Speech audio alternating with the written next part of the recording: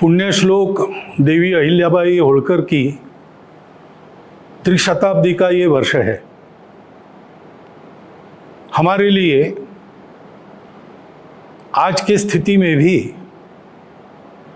उनका चरित्र आदर्श के समान है। दुर्भाग्य से उनको वैधव्य प्राप्त हुआ, लेकिन एक अकेली महिला होने के बाद भी अपने बड़े राज्य को केवल संभालना नहीं, बड़ा करना, और केवल राज्य को बड़ा नहीं करना तो उसको सुराज्य के नाते उसका कार्यवहन करना।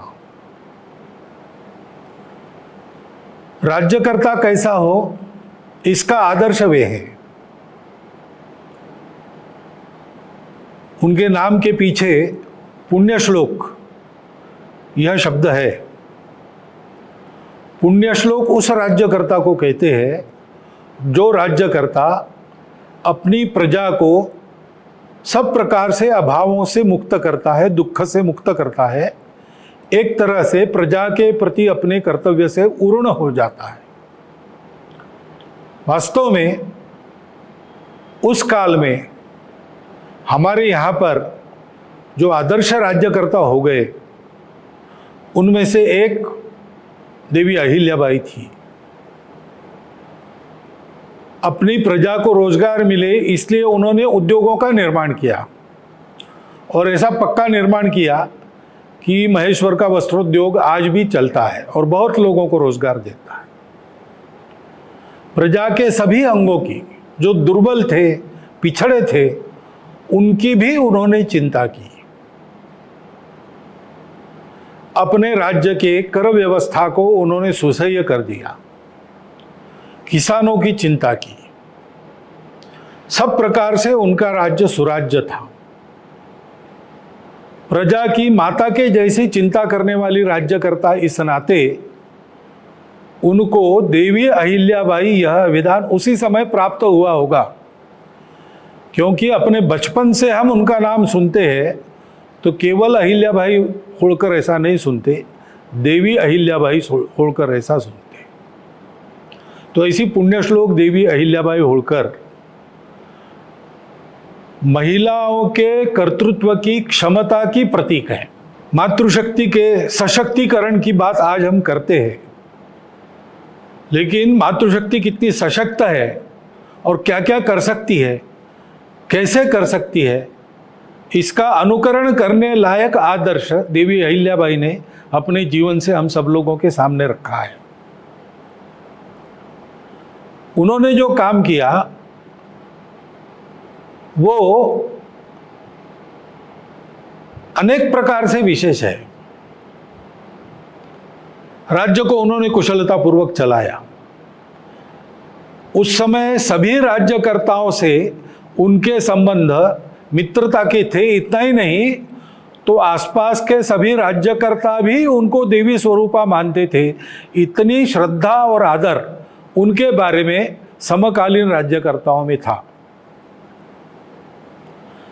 राज्य पर कोई आक्रमण न हो इसलिए समर नीति की जानकार ऐसे भी उनको जाना जाता है। बड़ी सेना लेकर राघोबा दादा आए थे, लेकिन उन्होंने अपने नीति से और बिना संघर्ष के उस आपत्ति का निवारण कर दिया। ऐसी कुशल प्रशासक, उत्तम राज्यकर्ता, सामरिक और राजनयिक कर्तव्यों में माहिर, इस प्रकार की राज्यकर्ता थी। और केवल अपने राज्य की उन्होंने चिंता नहीं की, पूरे देश की चिंता की। अपने देश के संस्कृति का जो आधार है उसको पुष्ट करने के लिए देश में अनेक स्थानों पर उन्होंने मंदिर बनवाए। स्वयं वो राज्य करती थी, वो भी अपने को राजा नहीं मानती थी। श्री शंकर कृपे करून ऐसा वो लिखती थी। श्री शंकर आज्ञा करून, शिव भगवान की आज्ञा से राज्य चला रही है, ऐसा उनका भाव था। और कई जगह उन्होंने मंदिर बनवाए, नदियों पर घाट बनवाए, धर्मशालाएं बनवाई। सारे भारत में ये उन्होंने किया। जो धर्म यात्राओं के मार्ग थे और व्यापारिक आने जाने के मार्ग थे, उन पर उन्होंने ये सारे काम किए ताकि पूर्ववत भारत के सारी जनता का आना जाना अपने सांस्कृतिक स्थलों में और अपने आजीविका के लिए सर्वत्र चलता रहे, एकात्मता बनती रहे, बढ़ती रहे। इतना दूर का विचार उन्होंने करके यह काम किया, और विशेष है कि अपनी धर्मश्रद्धा के कारण किया, इसलिए उन्होंने ये सारा काम अपनी निजी संपत्ति में से किया। स्वयं रानी होकर बहुत सादगी से रहती थी।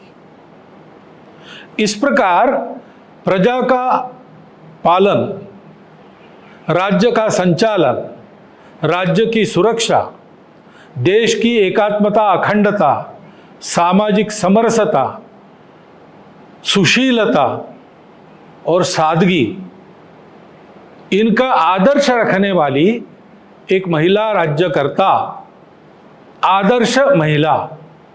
इस प्रकार पुण्य श्लोक देवी अहिल्याबाई का चित्र हमारे सामने है। आज की हमारी स्थिति में भी हमारे लिए वो एक आदर्श है। उनका अनुकरण करने के लिए इस वर्ष भर उनका स्मरण करने का प्रयास सर्वत्र चलने वाला है। यह अतिशय आनंद की बात है। उस प्रयास को सब प्रकार की शुभकामना देता हुआ मैं अपना कथन समाप्त करता हूँ।